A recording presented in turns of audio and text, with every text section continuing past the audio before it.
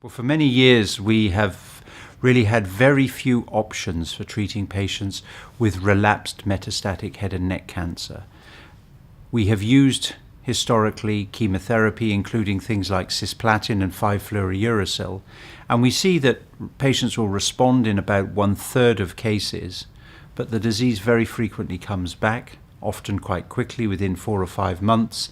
and the average survival for patients treated with those sorts of regimens is somewhere around 9 to 10 months.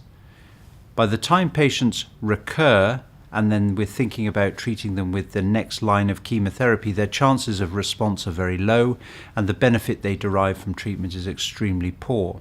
So in that context, we have been developing other treatments, including immunotherapies, and what I discussed in my presentation was the fact that we now have a positive phase 3 clinical trial with an immuno-oncology drug called Nivolumab in patients with relapsed metastatic head and neck cancer treated mainly in the second-line setting. What that study showed is that patients were randomized on a 2-to-1 basis between Nivolumab or investigator choice chemotherapy, which comprised either docetaxel or methotrexate or cetuximab given weekly, and the headline data from that study was that the overall survival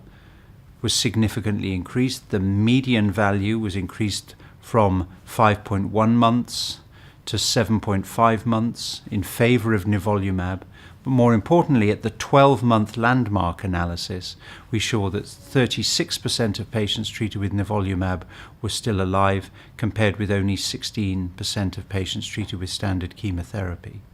We also did a quality of life analysis that showed that there was a significant improvement for patients who were receiving Nivolumab relative to the standard chemotherapy. So this has been the first study ever to show a benefit in second-line treatment of relapsed metastatic head and neck cancer. I also reviewed a whole range of other studies that have either completed recruitment or are ongoing, in which we're testing immuno-oncology drugs, including drugs such as pembrolizumab, durvalumab, tremelimumab,